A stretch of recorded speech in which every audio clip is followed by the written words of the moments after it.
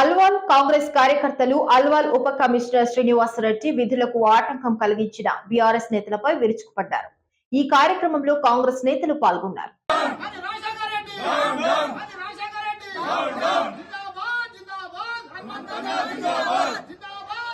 ఈరోజు ఆయన చేసిన కార్యక్రమాలన్నీ కూడా ఏ రకంగా ఉన్నాయి అనేది మేము అందరం కూడా రోజు పేపర్లో చదువుతా ఉన్నాము, చూస్తూ ఉన్నాము.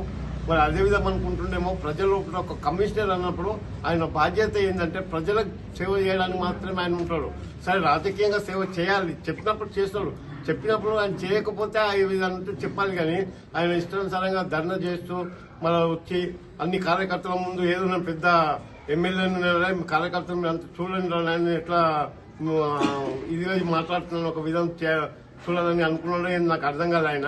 కానీ ఒకటి ఆయన మాట్లాడే విధానం చాలా ఖండిస్తూ ఉన్నాం మేము. ఎందుకంటే ఒక ఎమ్మెల్యేగా ఉండి ఆ రకంగా మాట్లాడమనేది ఒక పద్ధతి కాదని నేను మనవి చేసుకుంటున్నాను.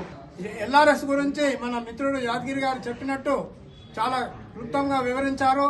మరి ఒక అఫీషియల్ ఆఫీసరు మరి ఆయన జీప్ లో నుంచి దిగకుండా మరి ఆయనను ముట్టడించినట్టు, ఆయన మీద దుష్ప్రచారం చేసినట్టు, మరి అదేవిధంగా మా దళిత సోదరులు మరి వాళ్ళే మరి దుష్పాఠాలు ఆడేసి మరి ఆయన్నే తిట్టినట్టు అభియోగం పేపర్లో వచ్చింది.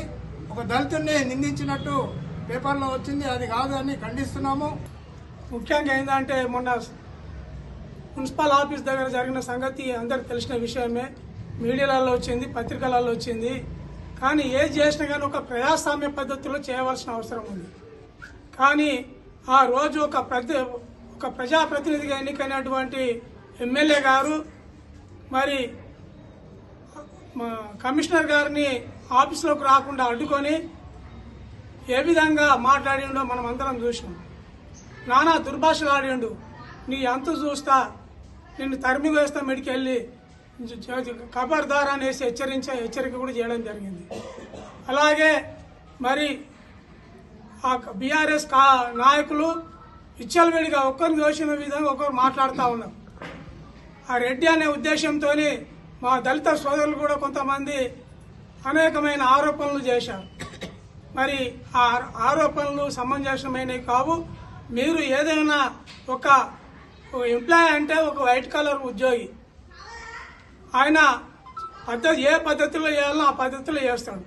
కానీ వీళ్ళంతా ఇష్టం వచ్చినట్టు మాట్లాడి దుర్భాషలాడి చేయడము అది తీవ్రంగా కాంగ్రెస్ కుటుంబం నుంచి ఖండిస్తా ఉన్నాం. అంత మంచిగా డ్యూటీ చేసుకుంటా అంత మంచిగా ఉంటే ఆయన లోపలి పోనీయకుండా గేట్ కానీ అడ్డుకోవడం ఇది ఎంత మాట కరెక్ట్? అంటే మేము ఓలం సపోర్ట్ లేదనుకుంటారా? మేము కూడా తిరుగుతాం ఇప్పటి నుంచి. మా కార్యకర్తలు, కాంగ్రెస్ కార్యకర్తలు మేము కూడా చూపిస్తాం. మేము అట్లా చేసినామనుకో మీరు ఒక్క ప్రెస్ మీట్ పెట్టలేరు. చూస్తారా? దమ్ముందా మీకు? బీఆర్ఎస్ కార్యకర్తలకు ఇది ఛాలెంజ్ చేసి చెప్తున్నాం మేము. అర్జున్ బస్ ఎస్సీ నుంచి ఎస్సీ కార్యకర్తలు మేము చెప్తున్నాము, ఛాలెంజ్ చేసి చెప్తున్నాం. మీరు ఒక్క ప్రెస్ మీడియా పెట్టలేరు మీరు. మేము దలుచుకున్నామా అంటే ఎందుకు అట్లా వద్దు, అడ్డుకోవద్దు. ప్రెస్ మీట్ అన్నట్టు అందరు మాట్లాడాలి, అందరికి మంచిగా ఉంటది. అందు గురించి అందరు ఏదైనా సమస్య ఉంటే చెప్పుకోవాలి. కానీ సొంతం స్వార్థం కోసము ఇవన్నీ చెప్పడం కరెక్ట్ కాదు కదా. ఒక్కో పెద్ద మనిషిని అంటారు. నీ బతికేంద్ర పోయి ఇవాళ ఫ్రాంక్ ఇట్లా మాట్లాడుతున్నావు. నీ బతికేంద్ర నువ్వు ఎంత ఏం చేసినావు చెప్పురా. ఎవ్వరికన్నా న్యాయం చేసినావా? నీ ఎంబడి ఉండాలి అంతమంది. ఎవడన్నా ఒకరిని చేసినాడరా, అంత స్వార్థపరులే. దళిత జాతి అంటే పుట్టినవేమో పొరపాటున ఏదో పుణ్యం చేసుకున్న పుట్టినవేమో. ప్రతి దగ్గర నేను దళితుని అని చెప్పి బెనిఫిట్ తీసుకుంటున్నావు. సరే బతుకు, బాగుపడు. దళిత జాతి పరువు ఎందుకు తీస్తున్నావు అర్థం కావట్లేదు. అసలు దళిత జాతి అంటే ఏందో కూడా నీకు తెలియదు.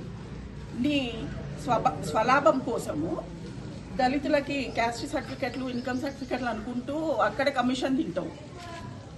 కబ్జాలు ఎంఆర్ఓలో ఎక్కడంటే అక్కడ చెంచగిరి వేసుకుంటూ నువ్వు పైకి వస్తున్నావో, జమ చేసుకుంటున్నావో, పాపాలు కట్టుకుంటున్నావో మాకు తెలియదు. సో ఇప్పుడు నీకు నేను ఏం చెప్తున్నా అంటే, నీ నోటి నుంచి అంబేద్కర్ అనే పేరు మాత్రం తీయకు. నీ నోట్లో ఆ పేరింటే ఎంత కంపరం అంటే అంత కంపరం వస్తుంది.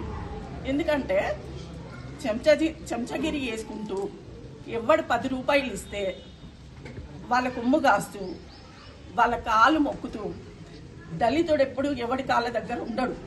మంచికి, మానవత్వానికి ఒక దారి చూపించి ముందు నడిచే వ్యక్తి. అంబేద్కర్ కాలు మొక్కి చెంచగిరి చెయ్యమని చెప్పలేదు.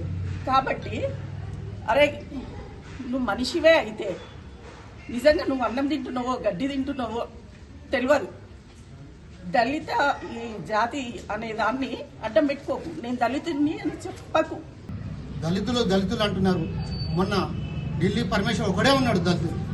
ఇక్కడ చూడండి, మీడియా ముఖంగా చెప్తున్నాం సోదరులారా, ఇక్కడ 30 మంది ఉన్నాం. ముగ్గురు అంటే ముగ్గురు లేరు. గన్మెన్లతో నడిచిపెడితే ముగ్గురే ఉంటారు ఎప్పుడు చూసినా. గంగెత్తులో నెంబడి ముగ్గురు పోతాడు చూడు, అట్లా తప్ప అట్లా ఇవ్వరు లేరు. దళితుడు నువ్వు ఒక్కనే దళితుడువా? ఇప్పుడు రండి, ప్రెస్ మీట్గా చెప్తున్నాం. మీ ఎమ్మెల్యే ఎంత చేసిండో, మీ మల్లారెడ్డి ఎంత చేసిండో. ఎల్ఆర్ఎస్ అంటున్నారు. ఎల్ఆర్ఎస్ ఎవరు తీసుకొచ్చారు? 10 సంవత్సరాలు పరిపాలించింది మీరు కాదా? 10 సంవత్సరాలు పరిపాలిస్తుంది మీరు కాదా? చెప్పిన మా ముఖ్యమంత్రి గారు చెప్పారు, ఆ రిలీజ్ కాలేదు. ఒక ఐఏఎస్ ఆఫీసర్ను లోపల కూర్చుండబెట్టినాక రెఫరెండెడ్ ఇవన్నీ తీసుకుంటాడు. నువ్వు రోడ్డు మీద ఆపి నిన్ను దళితుని ఆపుతున్నా, నా దళితుని మరి చేస్తున్న పద్ధతి కాదు. ఇప్పటికైనా మానుకోండి. ఇప్పటికే బేషరత్గా మా కమిషనర్ గారికి క్షమాపణ చెప్పాలని ఈ మీడియా ముఖంగా కోరుతా ఉన్నా. అయితే మొన్న జరిగిన సంఘటన, ఒక శ్రీనివాస్ రెడ్డి గారు మన డీసీ సార్ చాలా మంచి వ్యక్తి. ఎంత గరీబోళ్ళు పోయినా ఎవరు పోయినా మంచి రెస్పాన్స్ ఇచ్చి, ఒక డబ్బు నేను చాలామందిని చూసిన 1%, 2% ఆ బిల్డింగ్లదో రోడ్లదో తీసుకొని సంతకాలు పెట్టిన వాళ్ళని చూసినా. కానీ ఈసారి అట్లా కాదు. ఈసారి పర్ఫెక్ట్గా ₹1 తీసుకోకుండా నిజాయితీగా వర్క్ చేస్తాడు. నిజాయితీగా వర్క్ చేసే వ్యక్తిని మరి ఈ ఎమ్మెల్యే అనేటాళ్ళు ఒక 5 సంవత్సరాలు ఉంటారు, తర్వాత ఉండరు. కానీ వాళ్ళ ఆఫీసర్స్ ఎప్పటికీ ఉంటారు. ఆయనకు విలువ ఇవ్వకుండా రోడ్లో ఆపి మరి గేటు ముంగట లోపలికి వెళ్ళనీయకుండా ఒక ఎమ్మెల్యే గారు అట్లా అడ్డుకునడము చాలా పొరపాటు. అలా అక్రమాలు చాలా ఇంకా జరుగుతున్నాయి. ఏ పని చేయలే, వచ్చి కూడా గెలిచి ఇప్పుడు 3 నెలలు. అదే మేము 3 నెలల ప్రభుత్వం వచ్చినాక కాంగ్రెస్ ప్రభుత్వము ఏం వర్కులు అయితే లేవు అని అంటారు. వాళ్ళు ఉన్నప్పుడు ఏమైనాయి? దళిత బంధు అన్నారు, 1,00,000 ఇచ్చిరు. 1,00,000 ఇండ్లు అన్నారు, 1000 ఇండ్లు ఇచ్చిరు. అందుకే వాళ్ళు దెబ్బతిన్నారు. కాబట్టి ఆయన అనుచరులు ఉన్నారు. ఇప్పుడు ఆయన అనుచరులు ఎవరు? అన్న చెప్పినట్టు ఒక్కడే పరమేష్, ఢిల్లీ పరమేష్ ఆయనది కంట్రోన్మెంట్, ఇక్కడ వచ్చి బతుకుతుండు. కాబట్టి ఆయన ఏదో కేసు పెట్టినంటే SC ST కేసు. మేము 100 మంది ఉన్నాం కూడా. ఇప్పుడు మేము అడ్డుకుంటాము, ఈ విషయంలో అడ్డుకుంటాం. ఎందుకంటే ఒక మంచి వ్యక్తి, ఒక మా డీసీ గారిని బాధ పెట్టినందుకు మాకు చాలా బాధాకరంగా ఉంది. అతను చాలా మంచి వ్యక్తి, ఏ పైన చేసి పెడతాడు. మరొకసారి ఇలా జరిగితే మేము ఊరుకోమని కూడా హెచ్చరిక. పరమేష్, నేను చెప్తున్నా, నేను ఇంతవరకు ఎప్పుడు కూడా ప్రెస్ మీట్లు ప్రెస్లలో నేను ఎప్పుడు కూడా దూరం ఉంటా. నువ్వు ఎవరి గురించో డీసీ శ్రీనివాస్ రెడ్డి సార్ని అంటున్నావు. నువ్వు ఏమని, నువ్వు ఎవరిని చూసుకొని పోతున్నావు, ఎవరి దగ్గరికి అయితే నిక్కర్లు వేసుకొని పోతున్నావు అని చెప్పి ఇండైరెక్ట్గా మాట్లాడుతున్నావు. అరే మాదర్ చోద్, నేను ఒక్కనే చాలు నీకు నీ టీంకి, నేను ఒక్కనే చాలురా. నువ్వు దమ్ముంటారా చూసుకుందాం. నువ్వేమనుకుంటున్నావు ఇంతకు? నువ్వు లాస్ట్ టైం కావాలంటే నీకు ప్రూఫ్ చూపిస్తాను. లాస్ట్ టైం భరత్ నగర్లో వీరికి ఏం పని, భరత్ నగర్లో ఒక గరీబ్ వాళ్ళు ఇల్లు కూడా పట్టించింది. వానికి ఎక్కడన్నా ఇల్లులు ఉన్నాయా? కౌకూర్ భరత్ నగర్లో వానికి ఎక్కడన్నా ఇల్లులు ఉన్నాయా? గరీబ్ వాళ్ళు పాపం 25 ఏళ్ళ నుంచి ఉన్నారు. వాళ్ళ ఇల్లు కూడా పట్టించేసినారు. వానికి పొద్దుగా లేస్తే MR ఆఫీసులు, GHMS ఆఫీసులే వానికి పని. వానికి ఏం పని? MR ఆఫీస్లో, GHMS ఆఫీసులలో మేముంటాం పబ్లిక్లో, 24 hours పనిచేస్తాం పబ్లిక్లో.